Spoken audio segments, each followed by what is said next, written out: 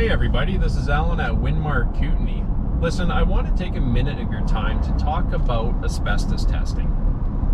And the reason for today's discussion is that we often receive calls from homeowners who say, I have a material inside my house that my friend, my neighbor has told me has asbestos in it, or likely has asbestos in it, and that we should have a professional abatement contractor remove this. So this is great. First of all, there is identification and recognition of the hazards associated with asbestos. And second of all, there is also an awareness by the homeowner to know that this is not something that they should be doing themselves because of the safety risks involved with this type of work. So what I want to talk about is what is required for us to do that removal. Because the expectation by a significant majority of homeowners is that if you assume a material has asbestos, an abatement contractor like ourselves at Winmar can just come in and remove that material. And our answer is yes, but we require further information.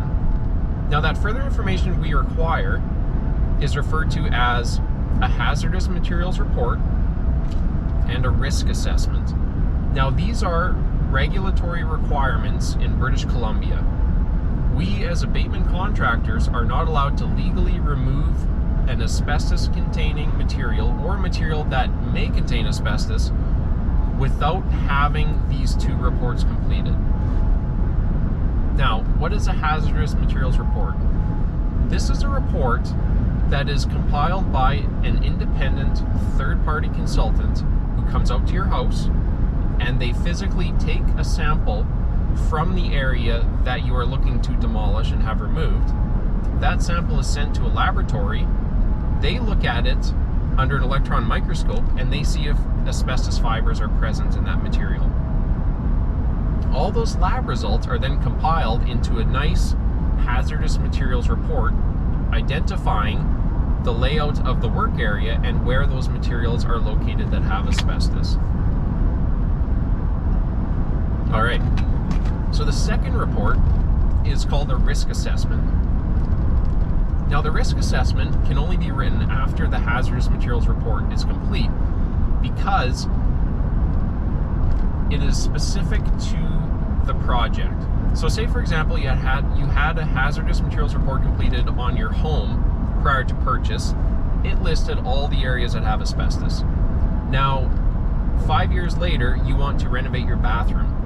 You will call up the third-party consultant and say, I want a risk assessment for a bathroom renovation.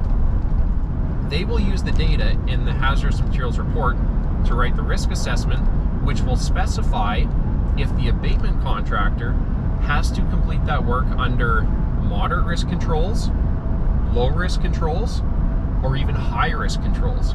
And the reason for that is because when we quote the job, we need to know if we have to bring all the equipment and materials and the labor to do it as a high-risk project, which takes more time and more resources, or if we can do this more economically for you and save you money by doing it as a moderate-risk job. Now, those two reports are filed with WorkSafe BC in addition to our safe work procedures that we write internally. And when we submit those to WorkSafe BC, they accept them and they provide us with what's called a notice of project, which is a legal requirement for us to remove asbestos on your behalf. So without the hazardous materials report or the risk assessment, we cannot file a notice of project and we cannot do the abatement. So I hope this cleared up a little bit of confusion as it relates to why an abatement contractor cannot simply come in and assume a material has asbestos in it and have it removed. It's for this reason that we always need these two reports written. I hope that cleared this up. If you have any questions, leave us a comment below. We look forward to hearing from you. And if you have any suggestions for future videos or topics, let us know. Send us an email or send us a note on YouTube, Twitter, Facebook. We look forward to hearing from you. Have yourself a great day.